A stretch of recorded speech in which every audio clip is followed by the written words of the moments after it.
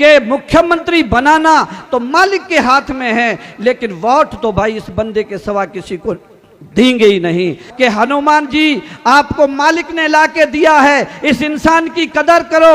अगर कदर नहीं करोगे तो ये वक्त चला जाएगा। राजस्थान का अगर अवेशी है तो यही हनुमान है, और राजस्थान का हनुमान अगर है तो यही हनुमान है। जाने आपस में लड़ रहे हैं, छोड़ो दोनों को, तीसरा तुम्हारा हनुमान तैयार है। चले जाओ बीजेपी के अंदर, चले जाओ बीजेपी के अंदर, वहां 2 क्या 10 लोगों की टीम लड़ रही है।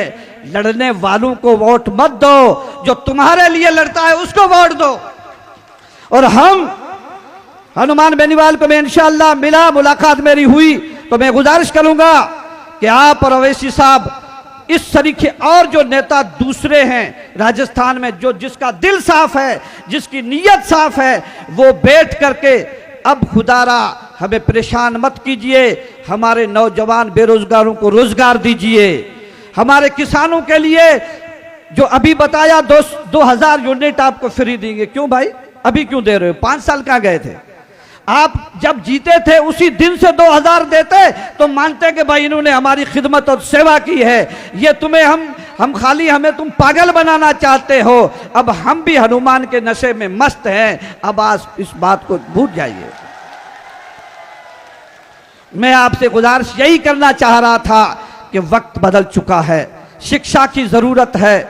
जब शिक्षा की जरूरत है, अभी बोल रहा था कि जब पेपर लीक हो जाता है, क्यों भाई पेपर लीक की हमारे मुख्यमंत्री महोदय बात करते हैं कि मैं जांच कराऊंगा।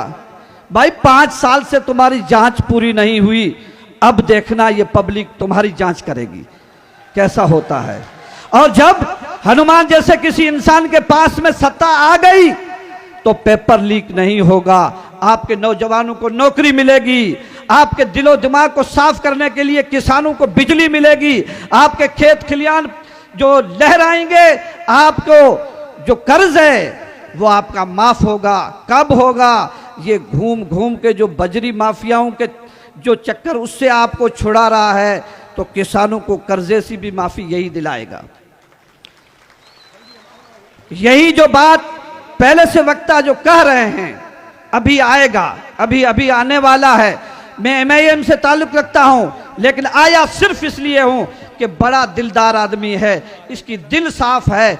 ऐसे बंदे के साथ में आकर के खड़े रहो ताकि आपके इलाके में तब्दीली आ जाएगी। ये आलम नगरी है, थार की आलम नगरी वो नगरी है। मैं हनुमान तक हमारी आवाज पहुंचाना चाहूंगा। हनुमान जी, ये जो थार है रेगिस्तान है, यहाँ के लोग एक अजीब नमूने के हैं। यहाँ में बसने वाली दुनिया जो लोग हैं इनके दिल अलग नमूने के हैं। अगर आप हमारी दिल को अंदर से देख नहीं सकते तो हनुमान जी मैं आपसे गुजारिश करना चाहता हूँ, चल दोहरे के ऊपर बैठ करके तुम्हारे सफेद कपड़े हों, रेती के ऊपर, इस मखमल वाली रेती के ऊपर बैठ करके लेट जाना, बैठ जाना। एक दाना तुम्हारे कपड़ों को गंदा नहीं करेगा, क्योंकि यहाँ की जमीन के दाना साफ है। जब यहाँ की जमीन का दाना साफ है तो यहाँ जमीन में बसने वाले इंसानों के दिल भी साफ हैं। यहाँ पे कुछ लोग दिल्ली और यूपी की बातें करते हैं, होगा कोई यूपी में तुम्हारे उस जैसा?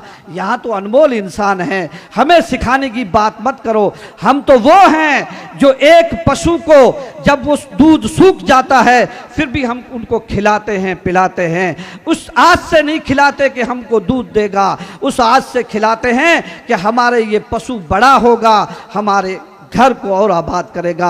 मैं गर्ग साहब को कानों में बात डालना चाहूँगा कि हमारे यहाँ के लोग किसान हैं, चाहे हम सिंधी हों, चाहे दूसरी कौमों से, दलितों से, जाटों से, बहुत सारी यहाँ की जितनी कौमें हैं, रेबारी वगैरह, सब लोग पशुपालक हैं। एक पशुपालक बकरी पालता है, बकरी बच्चा देती है, देने के बाद में 6-8 महीने तक वो बेचारा अपना घर के बच्चों के दाने हैं वो उन मवेशी को खिलाता है। 6 महीने के बाद में उस एक बकरी का बच्चा जिसकी हकीकी रेट कम से कम 10 से 12 हज़ार होनी चाहिए, उस बकरे की रेट 12 हज़ार होनी चाहिए। उस जगह पशु लेने वाला, खरीदने वाला हमारा ही भाई होता है, वो आता है 3 हज़ार से ज़्यादा हमें नहीं देता, क्योंकि हमारी मेहनत के नेताओं के पास कोई कदर ही नहीं है। इसलिए पशुपालकों पे ऊपर तवज्जो देनी चाहिए सरकार को। किसानों को कर्ज माफी के तौर पे इन्होंने पहले ठगा, ये पूरे इन्होंने दिन निकाल 5 साल निकाल दिए। अब नई नई योजना लेके आए हैं, इन योजनाओं की जरूरत नहीं। मैं आप सबसे गुजारिश करना चाहता हूं कि हनुमान जी आपको मालिक ने ला के दिया है, इस इंसान की कदर करो।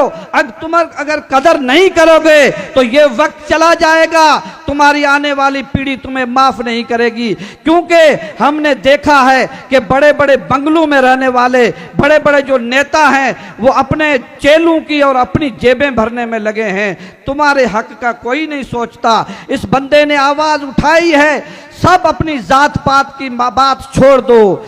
चौधरी घर में जन्म लिया तो क्या हुआ, लेकिन ऐसा इंसान है, इस इंसान को तुम 36 की 36 कौमें साथ दोगे तो इंशाअल्लाह ये कामयाब हो जाएगा। और ज्यादा मेहनत करने की जरूरत नहीं है, थोड़ी सी मेहनत करने की जरूरत है।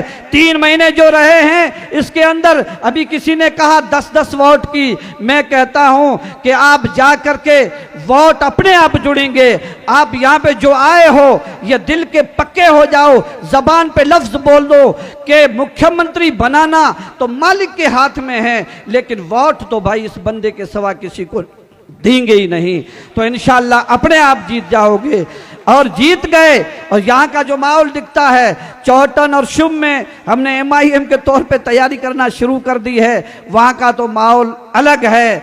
अगर हनुमान जी और हमारे जो नेता हैं अवैसी साहब, इनका आपस में थोड़ा बहुत अगर मन मिल गया तो ये 2 सीटें तो क्लियर हनुमान की होगी, क्योंकि अवैसी बहुत दूर रहता है। राजस्थान का अगर अवैसी है तो यही हनुमान है, और राजस्थान का हनुमान अगर है तो यही हनुमान है।